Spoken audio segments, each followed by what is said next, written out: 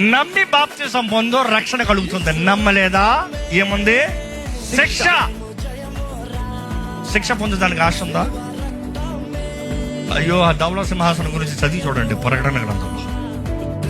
ఆ ధవళ సింహాసనం గురించి చదివితే నాకు చదివిన ప్రతిసారి ఒళ్ళు ఉడికొస్తుంది. ఎంత నేను క్రీస్తునందు ఉన్నా కూడా దేవుడు ఇంత భీకరుడా? భీకరుడు అంటే ఎట్లా ఉంటుంది తెలుసా?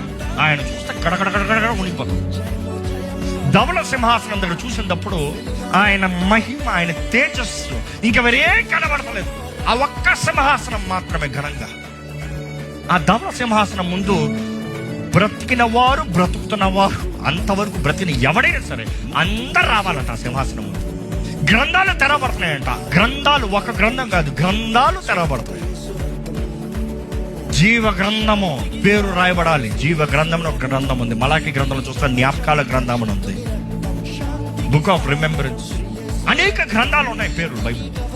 సో గ్రంథాలు తెరవబడుతున్నాయి. There settlement. ఈరోజు ఎవరైతే క్రీస్తు యేసునందు ఉన్న వారికి ఏ శిక్షా విధియో లేదు నమ్మేవారు ఉంటే హల్లెలూయా చెప్తారా? నీ శిక్ష అంతా భరించిన యేసు ఉన్నాడు. నీకు శిక్ష లేకుండా చేస్తానికి ఆయన ఆశపడుతున్నాడు. కానీ నీవు నమ్మి బాప్తిసం పొందకపోతే ఆయన ఏమి చేయలేడు.